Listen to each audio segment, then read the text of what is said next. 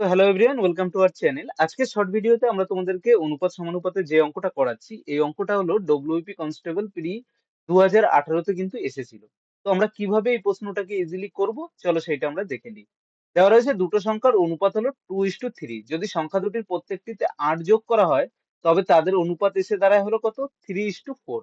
বলা হচ্ছে সংখ্যা দুটি কত। দেখো, এই ধরনের প্রশ্ন আমরা তোমাদেরকে ক্রস মেথডও শিখিয়েছিলাম, যে যখন বা ডিফারেন্স মেথডও শিখিয়েছি। এখানে যেই প্রসেসে ইজি মনে হবে তোমরা সেটা দিয়ে করবে।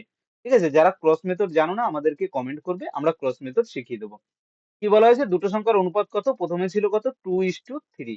প্রত্যেকটিতে কত যোগ করা হয়েছে? 8। এর জন্য অনুপাতটা এসে দাঁড়ালো 3:4। এবার আমরা কি করব? আমরা এই প্রত্যেকটাতে কত যোগ করা হয়েছে? 8 যোগ করা হয়েছে, তাই তো? এবার আমরা কি করব? আমরা ডিফারেন্স বের করব। দেখো তো, 2 আর 3, এই 2 3 এর মধ্যে ডিফারেন্সটা কত এসে দাঁড়ালো? 1। 3 আর 4 এর মধ্যে ডিফারেন্সটা কত এসে হলো? 1। ঠিক আছে? কিন্তু আমাদের বলা হচ্ছে কি, অনুপাতের ক্ষেত্রে আমরা দেখছি 1 করে যোগ করলে আমাদের হয়ে যাচ্ছে। কিন্তু বলা হয়েছে না, আমাদের কত যোগ করা হয়েছে? 8। অর্থাৎ এই যে ডিফারেন্স 1, 1 এর ভ্যালু হলো আমাদের 8।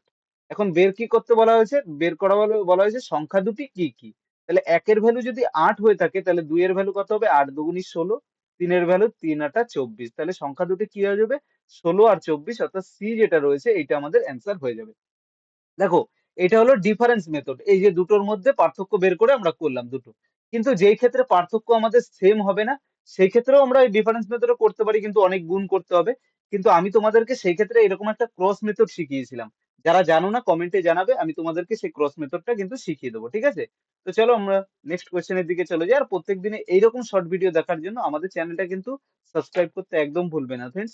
আর প্রিভিয়াস তোমাদের যদি কোনো প্রশ্নে কোনো রকম প্রবলেম হয়, তোমরা আমাদেরকে কমেন্টে জানাবে সেই প্রশ্ন। সেই প্রশ্নের উপরে আমরা কিন্তু এরকম শর্ট ভিডিও তোমাদেরকে দিয়ে দেবো। Thank you friends.